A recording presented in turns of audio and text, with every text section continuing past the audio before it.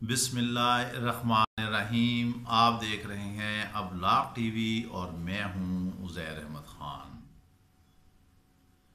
आज DGISPR और शाह महमूद कुरैशी की मुश्तरका प्रेस कॉन्फ्रेंस हुई, जिसमें फिरदौस आशिक़वान भी साथ बरा जमा थी।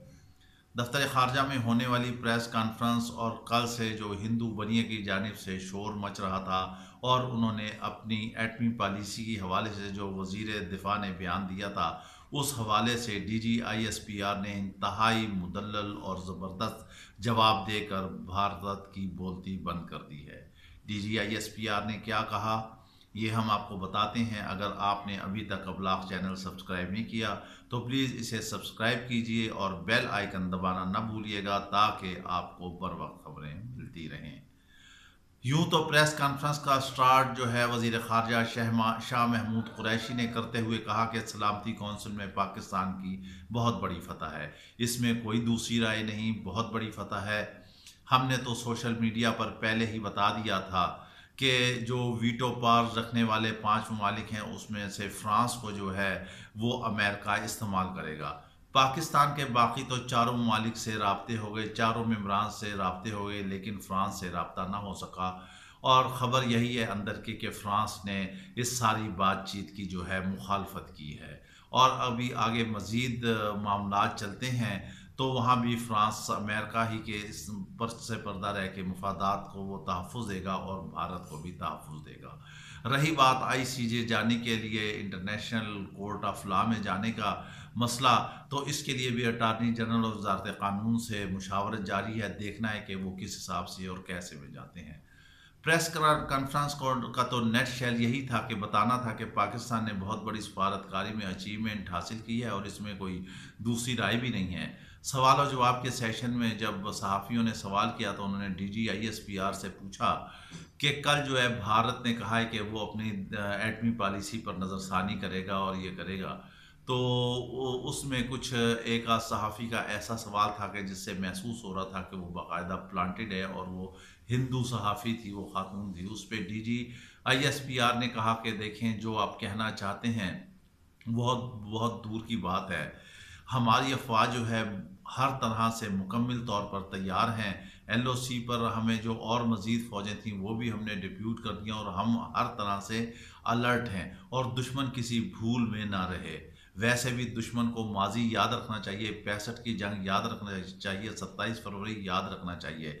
मोदी आज जिस तरह दुनिया भर में जलील हो गया है, जिस तरह उसे सुबकी में का सामना करना पड़ा है, शायद वो सोच भी नहीं सकता था। सलामती कौंसिल ने कतई तौर पर इस मसले को मुतनाज़ा करार दे दिया है, और अब जो भारत ने गीदड़ भपकी दी है एटमी पॉलिसी के हवाले से, वो भी इसके गले ही पड़ जाएगी। अब इस वक्त अमेरिका और यूरोप और दीगर ममालिक को ये देखना चाहिए कि भारत एक दहशतगर्द मुल्क है, वहाँ पर एक दहशतगर्द प्राइम मिनिस्टर है और वो किसी वक्त भी एटमी असासों का गलत इस्तेमाल कर सकता है, जिससे पूरी दुनिया तबाही के दहाने पर पहुँच जाएगी। और इससे बेहतर है कि भारत को दस्तबरदार कराया जाए इस एटमी सलाहियत से, क्योंकि वो हिंदू जुनूनियत में जज्बाती कौम है और RSS का मोटिव ही यही है कि मुसलमानों को, ईसाइयों को, दलितों को, सिखों को, शूद्रों को, सबको तबाह किया जाए और अखंड भारत बनाया जाए।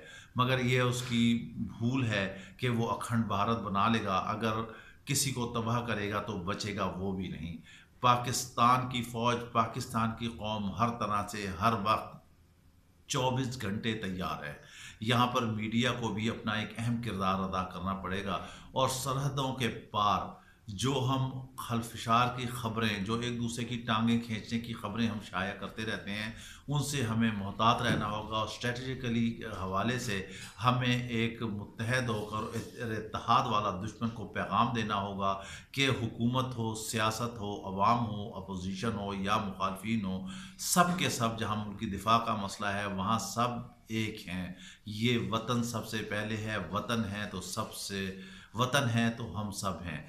जब तक मुस्लिम उम्मा अल्लाह और उसके रसूल के अहकामात पर कायम व दायम रहेगी तो कभी भी जलील नहीं होगी। आज अगर ज़लालत हो रही है तो वो इसलिए है कि हम अल्लाह के अहकामात, कुरान और सुन्नत से दूर हो चुके हैं, नमाज रोज़े को तर्क कर चुके हैं, मगरबियत में हम डूब चुके हैं, مغرب کے جو افکار ہیں ان کو اپنانا ہم اپنے لیے بہت بڑا اعزاز سمجھتے ہیں، جبکہ اہل مغرب نے تمام اسلام کے افکار اور ان کی ہدایات، رسول اللہ صلی اللہ علیہ وسلم کی تعلیمات اور اللہ کی دیے ہوئے احکامات کو اپنایا ہے، مگر ہم اپنے اللہ اور اس کے رسول کے احکامات سے دور ہو گئے ہیں۔